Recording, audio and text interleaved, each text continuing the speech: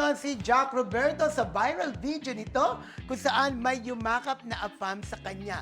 Maraming netizens kasi ang nang-uurot na baka raw ay may something sila ng aktor. Kaloka ha?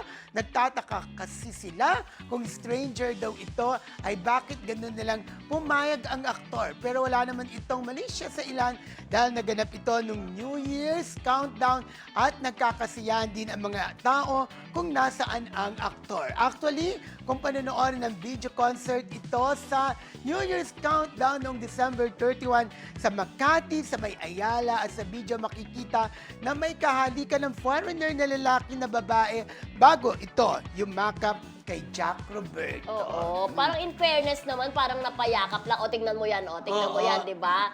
Nagja-jump sila, countdown. Parang lumapit lang yung guy na payakap. Kasi, ayan.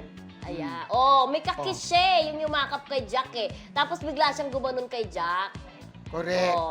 Diba? Tapos, kinuha ng picture yung eksena na yun, yung di ba? eksena lang so, na yun. binigyan na ng... Ayan Ayan, dyan kinunan. Binigyan na ng Ayun yung girl na kahalikan bakit siya hindi nila kinunan yung countdown, di ba? At saka nangyayari, lagi yan, lalo sa sayawan, di ba? Pag talaga Nagkakadikit. nagkakasayahan na kayo, nagdidikit ang katawan, niyayakap mo yung kung sino man, di ba? Pero tayo, di ba, parang we got the chance to know Jack before entering showbiz also. Kung saan sumali siya sa male pageant, di ba, Mr. Handsome Guy, na in fairness naman sa kanya, alam din namin yung na ako... Lalaki. Lalaki siya talaga. Lalaki talaga, yung hindi gender siya. niya, hindi mo Ayun, nakayakap na kasi nagkakasayahan, di ba? Nagkakasayahan. Pero wala May girlfriend yung afam eh.